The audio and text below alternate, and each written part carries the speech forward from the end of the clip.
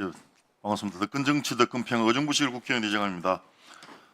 남북 관계가 완전히 어두운 터널 속으로 간 상황에서 우리 정동영 후보님께서 통일부 장관을 맡게 되시면서 아주 기쁘게 생각합니다. 이 한반도 평화의 물꼬를 터주시면 진심으로 고맙겠습니다.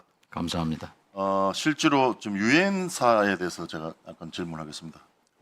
1950년 7월 7일 유엔 안보리 결의안에 의해서 통합군 사령부가 Unified Command라죠. 통합군 사령부가 됐습니다. 그런데 실제로 유엔군은 유엔 총회에서 결정되어야만 하는데 결정된 바가 없습니다. 실제로 유엔사는 미국 주도의 군사 조직일 뿐입니다. 실제로 1994년 부스토 스칼리 당시 유엔 사무총장이 유엔 산하 조직으로 유엔사가 아니다라고 언급한 적도 있습니다. 실제로 유엔사가 유엔기를 계속 개항하려면 유엔사의 업무가 유엔 공식 업무이고 또 유엔사가 유엔의 조직임을 증명해야 합니다. 그래도 유엔 사무총장의 승인도 받아야 합니다. 그렇지 못했습니다. 실제로 미국은 유엔사가 더 이상 존재하기 어려워지자 1978년 11월 7일 한미연합사령부를 창설했습니다. 유엔사의 기능과 역할을 정전협정 관련해서 또 그 임무로만 축소했습니다. 유엔 사령관이 가지고 있던 작전 통제권을 한미연합군 사령관에게 이양했습니다. 실제로 주한미군 사령관이 지금도 마찬가지입니다. 모자를 3개 쓰고 있습니다. 주한미군 사령관이면서 한미연합 사령관을 맡고 또 유엔군 사령관도 겸직하고 있습니다. 예를 들면 2022년 금강산 육로관광이 시작되려 하자 비무장지대나 군사 분계선을 넘을 때 정전협정 규정을 엄격히 적용하겠다면서 사전 승인을 받으라고 유엔사가 또 주장했습니다.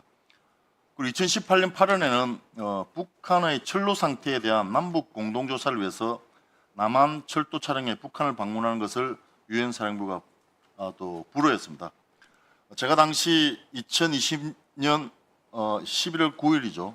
제가 경기도 평화부지사 시절에 개성공단 재개 선언을 촉구하기 위해서 현장 집무실을 도라 전망대로 옮겨서 마련하고 했을 때 유엔사가 승인하지 않았습니다. 그래서 임진각 평화누리 바람연대에서 임시사무실을 마련하고 행정 업무를 계속한 상황이 있었습니다.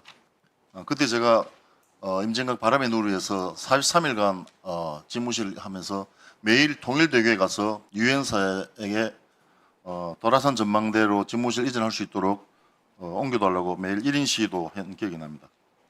문재인 정부 시절인 2019년에는 김연철 전 통일부 장관과 기자단도 DMZ 안에 대성동 마을을 방문하려 했지만 마찬가지로 유엔사의 불허로 방문하지 못했습니다. 그건 아십니까? 지금 파주시장도 대성동 마을에 가려면 허락을 받고 들어가야 됩니다. 우리 땅인데 우리 평화를 우리가 하지 못하는 그런 상황을 유엔사에서 연출하고 있습니다. 이처럼 DMZ로 들어가려면 유엔사 허가를 받아야 하는 것이 현실입니다.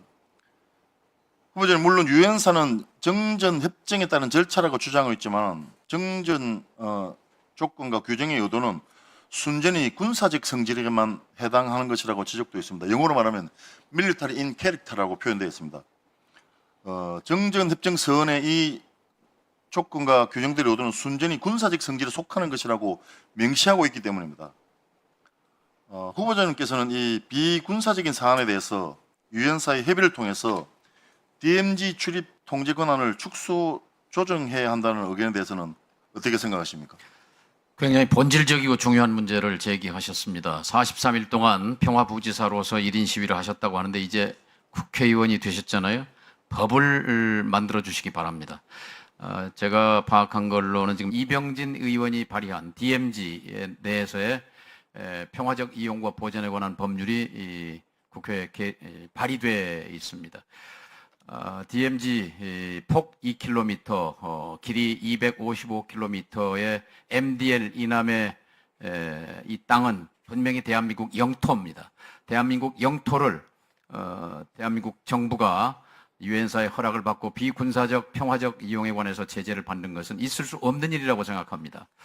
타미플루를 이북에 보내는 그런 그 인도적 지원 계획이 운송수단 트럭을 유엔 제재에 걸린다는 이유로 해서 차일피일 하다가 그걸 성사시키지 못한 것 안타까운 일이고요. 또 하나 김현철 통일부 장관이 대한민국의 통일부 장관이 이 DMZ 내에 있는 대성동 마을에 대한민국 주민을 만나러 가려는 것이 그 벽에 붙여서 못 간 그런 사례는 굉장히 유감스러운 일입니다. 대한민국의 영토 주권이 DMZ에 미치지 않는다는 것은 있을 수 없는 일입니다. 따라서 우리 외통위의 여야 의원님들께서 좀 이 DMZ의 평화적 이용과 보전에 관한 법률안 별도 발의하셔도 좋고 이병진 의원안을 통과시켜 주셔도 좋고 이 법률이 되게 되면 법률과 정전협정의 조화로운 그런 조정을 통해서 이런 문제들이 무난히 잘 해결되지 않겠느냐 생각합니다. 유엔사가 그동안 정전 상태를 평화적으로 관리하는데 쏟은 그 헌신과 노고에 대해서 깊이 경의를 표합니다만 그러나 대한민국 영토 주권에 대한 것은 어떤 양보도 있을 수 없다고 생각합니다. 예, 실제로 유엔사의 존재 자체에 대해서는 차치하고라도 유엔사가 정전협정에 실제로 정전협정도 엄격히 말하면 정전협정에 의하면 정전협정 위반에 대한 조사와 처리 권한은 군정위가 갖고 있다고 했습니다. 군정위는 정전협정이 그렇게 되어 있습니다. 27조 25조. 군정위가 있는데 이 군정위는 1994년도에 북한이 철수했습니다. 그래서 지금 유엔사가 정전협정 위반에 대한 조사와 처리 권한을 행사하는 것 자체가 정전협정 위반입니다. 엄격히 말하면. 그렇기 때문에 이게 유엔사가 한반도의 평화를 유지하는 데 도움이 되는 것이 아니고 오히려 평화로 가는 길을